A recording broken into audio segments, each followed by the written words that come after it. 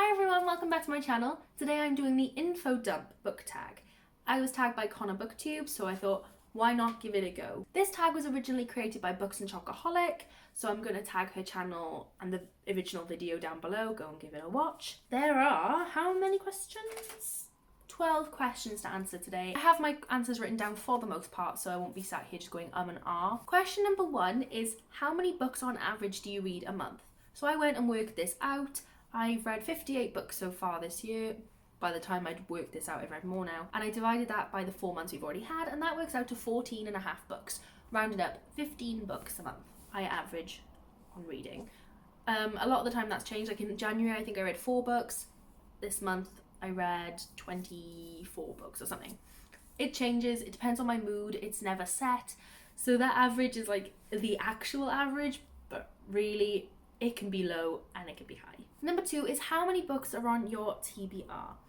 So I went and I calculated all my books, physical, audio and ebooks, and I have 36. This includes ARCs as well, to which I have 8. But I have 36 books. I'm very strict about my TBR. If a book is on my TBR, it will not be on there long. I think the oldest book on my TBR right now is Ninth House, and I think it's 3 months old. And we're at that point now where I have to read it this month, otherwise it's got to go, which I don't want to happen, so I have to read it. I'm very strict about it. It has to come in, be read, and go. If I kept putting things on, I'd end up having this humongous TBR that I could never get through and would just stress me out, and I hate being stressed out by my TBR. There's no need. Books are not supposed to stress you out, they're supposed to relax you. I have a very strict rule of what comes in, gets read, or gets gone. I have a lot of books that I've bought that I haven't read and are in a bag over there ready for the charity shop when we're allowed back outside. I know that might sound really, really harsh, but there's so many books coming out all the time. I like to read a lot, and so I need to get on with it. But also at the same time, if my TBR is 36 books and my average is 15 books a month to read, this will take me less than 3 months to read it all. And like some months, like this month, 26 books. I think it's 26 books. I don't know. I think I've read 26 books this month. So in all, it'd take me a month and a bit to read all those books if I wanted to. So my TBR right now is the perfect size. I want to try and keep it about 40 maximum, including ebooks, ARCs, audiobooks, physical. I just like keeping it that way. That also includes all the books in all the series. So like the Cassandra Clare Mortal Instruments, which is 6 books. So 36 of those, 6 of those 36 is 6 Mortal Instruments books. So I feel like it's a good amount to have. But I also don't judge people for bigger ones. It's just that I live in a very small area. I don't have a massive bookshelf. And so I have to be very strict with myself. Question number 3 is, how are your bookshelves organized? I only have a tiny bookshelf, I know you can't see it, stuck on the wall. It's like 2 shelves, and then I have a tiny Harry Potter shelf down there. I don't really have a strict setup. My books that I've read are just splodged around in whatever way I can make them look nice. There is no order, they're just stacked in whatever way I can make them look remotely decent. The TBR shelf is organized partly by size, so like I have to have, my hardbacks are stacked upwards, my paperbacks are stacked flat, and anything that is bigger goes on the left. However, once you put it like this, it is organized by order I bought, so that I can see on the left is the oldest books I own, and the bottom of the bottom of the hardback pile is the books I own the longest, so that I can keep a track of what I need to be reading. And as things get lower down the pile, I know, okay, I've got to read that now. It's really nice when the oldest book on your TBR is a recent purchase. I love that feeling. Question number 4 is, what genre do I read the most from? For me, I think that'd be fantasy and thriller. I know that's 2, not 1, but I can't work out which one I read more. I think thrillers are a recent find for me, definitely this year. So I've been overwhelming myself with thrillers, and I love it. But I think fantasy are the things that, although maybe I don't read as many because they're thick, they're like harder to read, and they're usually series, I still read quite a lot of them, and I really enjoy my reads with them. I'd say on a like scale, I'd say they're about even. Question number 5 is, what genre do I own the most of? So as I said, I read mostly fantasy and thriller. Well, I own a lot of fantasy. Thrillers I tend to buy a lot of, but once I've read them, they go. Because once you've read a thriller, I find they're not fun to reread because you've read that plot twist. So I don't tend to keep thrillers unless they're a book that I love, that I will one day want on my bookshelf to be like, you should borrow this book, it's really good.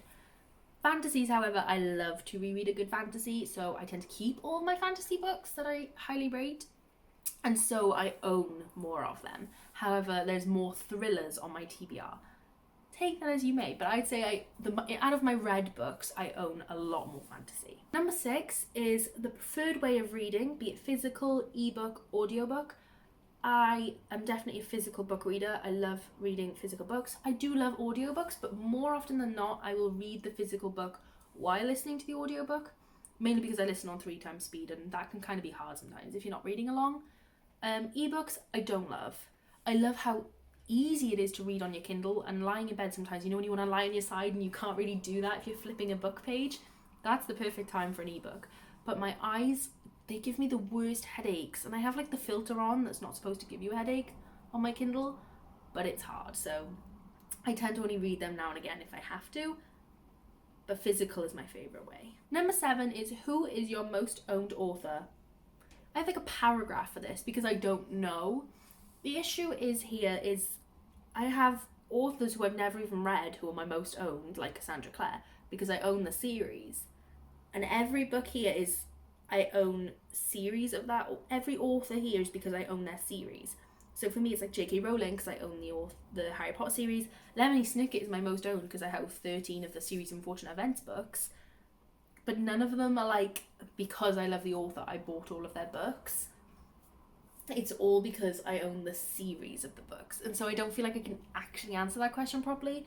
But realistically, it's Lemony Snicket, PC and Kristen Cast, Cassandra Clare and J.K. Rowling. However, that does not show my favourite authors because I haven't even read Cassandra Clare books. They just happen to be big series that means I own a lot of books from that author. Number 8 is describe your favourite writing style. Now, for me, I think it'd be a narrative style. I just like when a book tells you the story. Now, I don't mind it being like descriptive and, you know, they tell you a lot of detail. Actually, I kind of like that. But the main point is narrative. If you're going to be overly descriptive and flowery, aka the Night Circus, I'm not going to want to read that. I don't want to read it. I don't like it.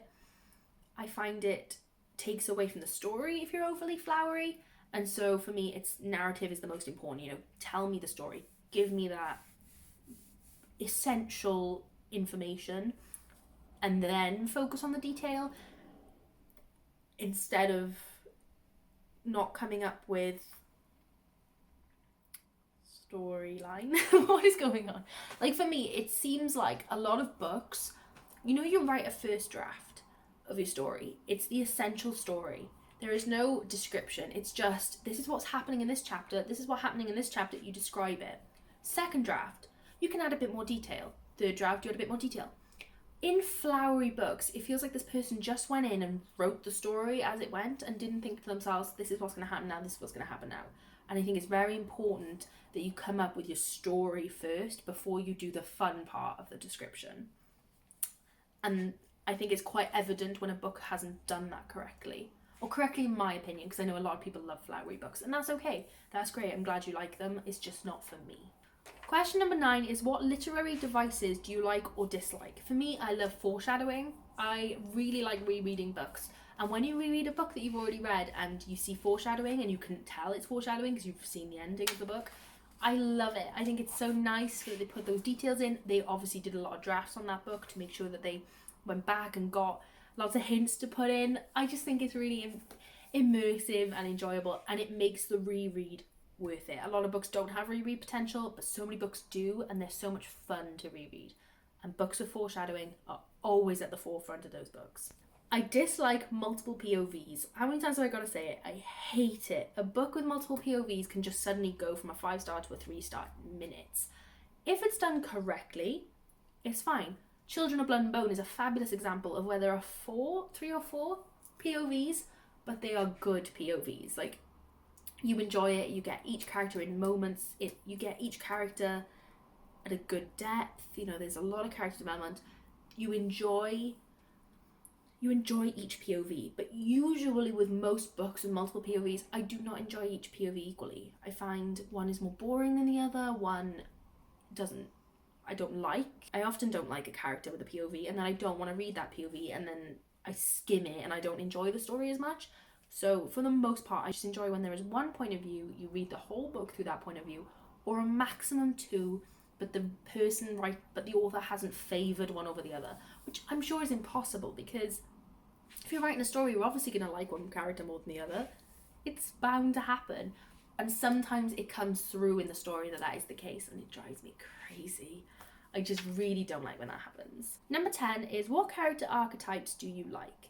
For me, it is a villain. I love a well-written villain. Oh, let's think of an example. What's an example of a good villain? Ooh.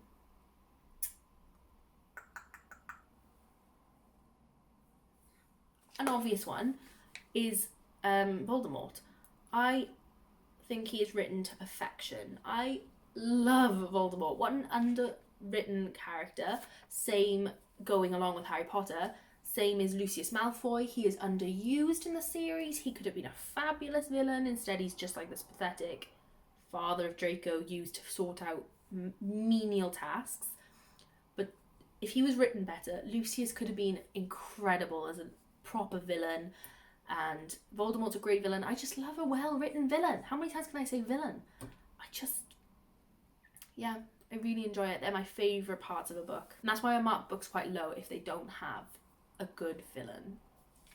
I'm sick of saying that word now. I've got to move on. Number 11 is, what are your favourite book settings? And I don't know how I interpret this question. Like, obviously I know, but like, for me, I said two different answers. One was a boarding school. I love when you have like a contemporary boarding school. Just find it fascinating, I think, because I never went to one. It's really intriguing to read about them. I think if I'd been to a boarding school, it would have been a different story. But as a kid, I begged my mother to send me to boarding school. I was like, please, please. And we lived quite close to one. It was a private school though, so like, wasn't going there. But I just really wanted to. I thought it'd be so cool living with your friends. When you move to uni, you realise that is actually really fun. And it was, living in uni is kind of like living in a boarding school, but better because you can drink alcohol. And I loved it. But I think because I didn't get that chance, and I'm glad I didn't get that chance, because I think I would have died in boarding school as a kid. But I think I really enjoy reading books about it because of that. And the other one is Earth-based fantasy. An example of this is The Cruel Prince. Like, the fantasy world is based on Earth as part of the Earth. It's like across the sea, which took me a long time to comprehend because it's not very often fantasies do that. But I really, really enjoy when they do. I think it makes it a lot easier to understand. It's not as complicated, I don't like medieval fantasy and things. I like, I just think it's a much easier read, and I like an easy read. I can go through it faster. Number 12 are, what are your favourite romantic plot tropes? I have two. Not that I read romance very often, but I've written enemies to lovers, because you just get this sexual tension that you can't get from any other romance type. It's just always so like, ooh, I don't know if you've seen on my channel, I don't really want to promote this at all, but I write Drarry, Not in a Long Time, which is Draco and Harry from Harry Potter. I love it. I want them to be together. I ship them so hard.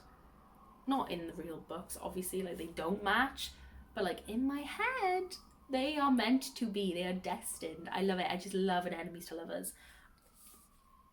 It's my guilty pleasure. Seriously, I could read any book that has enemies to lovers and love it. And the second one is a fake relationship, like P.S. I Love You. No, what is it called? To All the Boys I Loved Before, like that. Ooh, I love a fake relationship.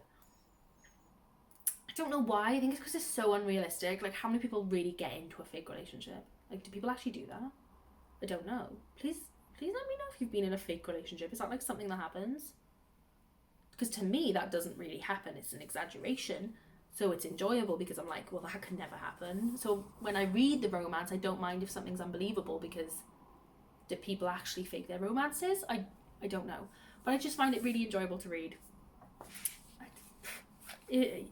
As someone who doesn't like romance, I just have to be very picky about what I read. And if it's got either of those tropes, I'm all for it. So that is the final question, and my mouth is dry.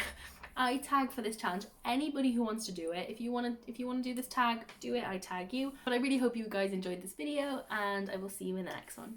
Bye.